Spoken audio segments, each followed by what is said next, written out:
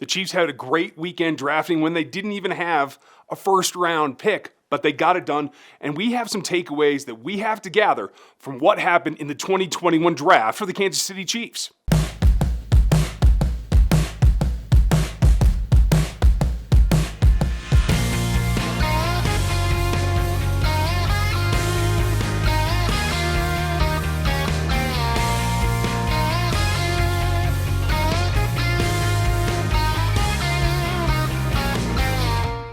Welcome back. I'm Ryan. This is Ryan Going Rogue, RGR Football, with my crew as well. But today is really about my takeaways from what we learned from Brett Veach, from the front office, and how they evaluate talent. If you're new to the channel, make sure you like, sub, and hit the bell notification, because that's how you'll find out what comes next. We're going to start because there's so much here that as I've been going over the selections, the film, the choices they made, things are starting to stand out. And you get bits and pieces from the pressers when they actually tell you what's going on, but some of that is obviously, hidden for strategic purposes so that it doesn't get out to the rest of the league as well. So I'm going to piece it together for you and what I am observing about what we did expect correctly and what we didn't, and what exactly we can take away from that. And I want to start first by talking about Nick Bolton. Now, I've started deep dive into his film. I had watched a few games, my normal 3-4 games before the draft, so I can get my grade on him. Now I'm taking a deeper look, and I'm finding more and more that I'm going to need more time than just one of these, 8-10 minute videos to get this done. So we'll have that, and it's going to be another time because there's so much to go over. But the more I watch, the more that while I thought he was instinctual, the more I see that, and the more that I see it specifically in the way that the Chiefs want it to be. And when you take a step back from that, here you'll see some film running about just how he moves around, how he attacks the ball once he knows where it's going. The processing is not quite what it is for Hitchens, but Hitchens is really what this is about.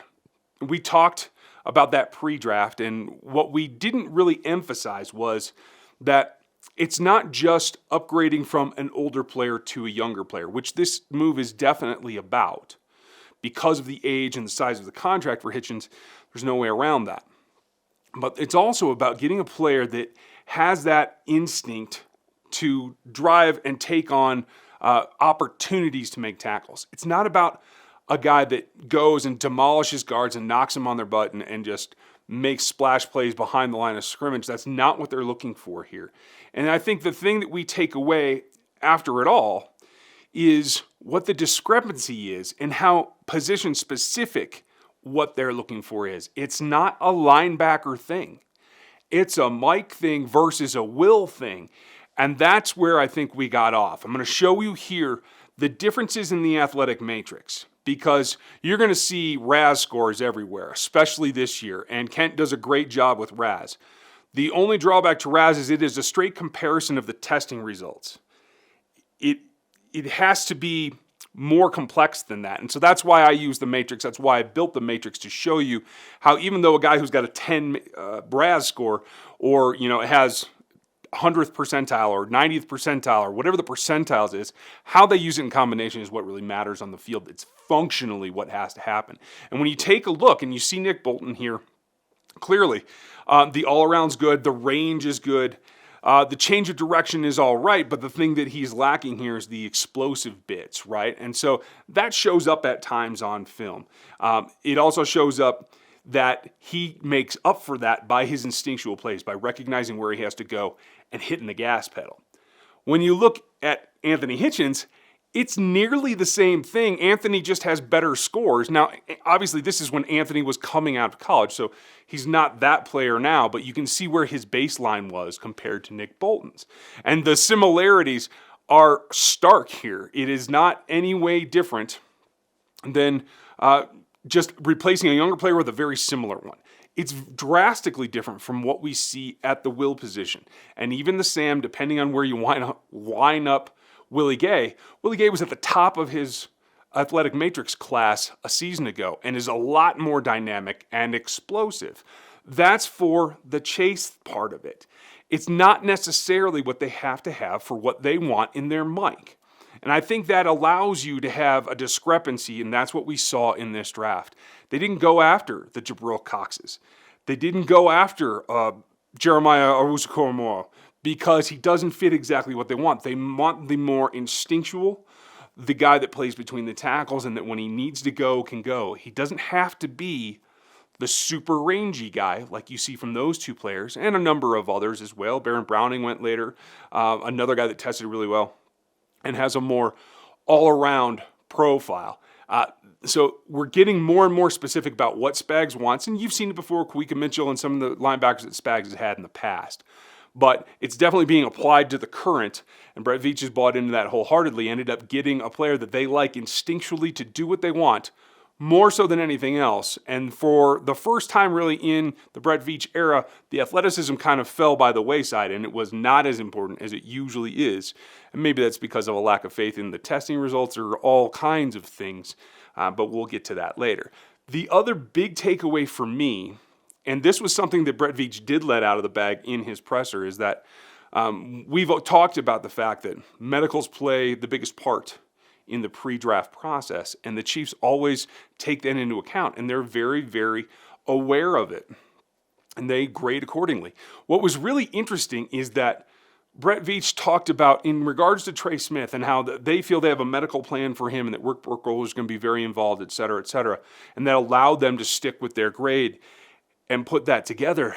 But when you listen to him, it's very interesting to hear that they feel, generally, he feels they as a staff are generally not much into gray area players. So you either pass your medicals and are 100% sound, maybe you have a ding here or there, but anything significant, any gray area, they tend to drop you not down, but off the board. And that's something to keep in mind for the future. I always thought that as we see players drop, that they probably dropped players down due to medicals, but I didn't know the severity of how often they take them all the way off the board. This confirms that if there are question marks medically, they're going to take them off the board and not take any risk with that in terms of the longevity of the player, reoccurrence of injury, and those kind of things.